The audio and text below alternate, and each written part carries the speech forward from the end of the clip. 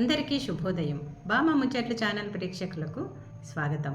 మనం ఈరోజు ధైర్య సాహసే లక్ష్మి, అంటే ధైర్యమే మనిషికి లక్ష్మి అనే విషయం గురించి మాట్లాడుకుందాం. అంతే కదండి, మనిషికి ధైర్యం అనేది లేకపోతే ఎక్కడ వేసిన గొంగలు అక్కడే ఉన్నది అన్నట్టుగా ఒక్కచోటే ఉండిపోతాడు మనిషి. ధైర్యం ఉంటేనే ముందుకు నడిచి ఏ పనైనా సాఫీగా ముందుకు చొచ్చుకొని వెళ్ళి చేసుకోగలుగుతాడు. ధైర్యమే మనిషికి ముఖ్యం అనే విషయాన్ని తెలియజేసే ఒక కథను మనం ఇప్పుడు తెలుసుకుందాం. ఒక రాజుగారు ఉండేవారట. అతను చాలా మంచి పరిపాలకుడు, ప్రజలను కన్నబిడ్డల్లాగా పాలించేవాడు.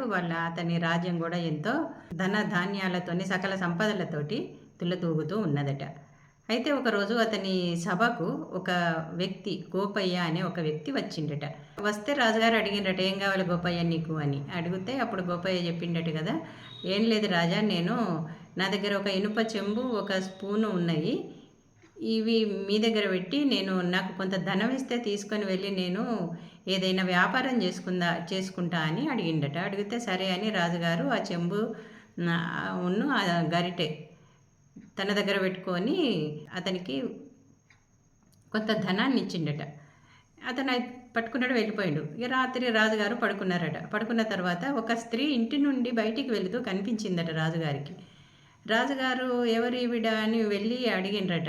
అమ్మ, ఎవరు మీరు, ఎందుకు నా ఇంటి నుండి ఈ రాత్రి వెళ్ళిపోతున్నారు అని అడిగిండట. అడిగితే, రాజా, నేను ధనలక్ష్మిని, ఇంతకాలం నీ దగ్గర ఉన్నా, నువ్వు అంటే మరి ఇప్పుడు ఎందుకు వెళ్ళిపోతున్నారు మీరు అని అడిగిండట రాజు. అంటే ఏం లేదు, నీకు నా విలువ తెలుస్తలేదు, అసలు ఆ ఇనుప చెంబు ఎంత విలువ ఉంటుంది దానికి అనేది నువ్వు ఆలోచించకుండా అతను అడిగినంత ధనాన్ని అతనికి ఇచ్చినావు, అంటే నన్ను నిర్లక్ష్యం చేసినావు కాబట్టి నేను వెళ్ళిపోతున్నా అని ధనలక్ష్మి చెప్పిందట.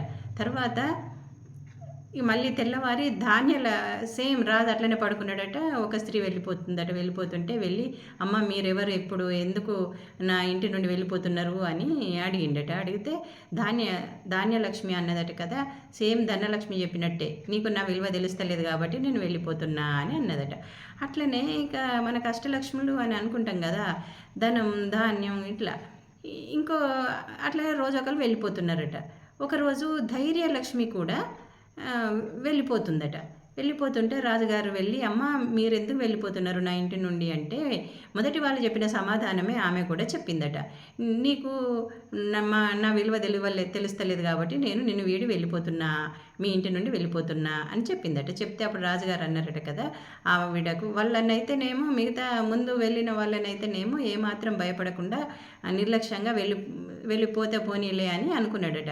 కానీ ఈ ధైర్యలక్ష్మిని మాత్రం అతను అడ్డగించిండట. చేతులు అడ్డం పెట్టి, అమ్మ మీరు నన్ను వీడి వెళ్ళిపోవద్దు, మీరున్నారనే ధైర్యంతో నేను ఎవరు వెళ్ళినా నేను భయపడలేదు, ఎందుకంటే మీరు నాకు తోడుంటే నేను ఏదైనా మళ్ళీ సంపాదించుకోగలను, సాధించగలను, కాబట్టి దయచేసి మీరు నన్ను వెళ్ళిపోవద్దు అని ఆమెను బతిలాడుకున్నాడట. అంటే అన్నిటికంటే మనకు ధైర్యం ఉన్నట్టయితే మనం చక్కగా ముందుకు వెళ్ళి ఏ పనైనా చేసుకోగలము, ఏ పని అనుకున్నది సాధించుకోగలం. అంటే ఏ వ్యక్తికైనా ధైర్యము అనేది చాలా ముఖ్యం. ఎటువంటి పరిస్థితుల్లోనూ ధైర్యాన్ని పొడగొట్టుకోవద్దు. ధైర్యం ఉంటే మనం దేన్నైనా మనం సాధించుకోవచ్చు. అందుకే మన పెద్దవాళ్ళు ఏమన్నారు, ధైర్య సాహసే లక్ష్మి అని అన్నారు. ఏమంటారు?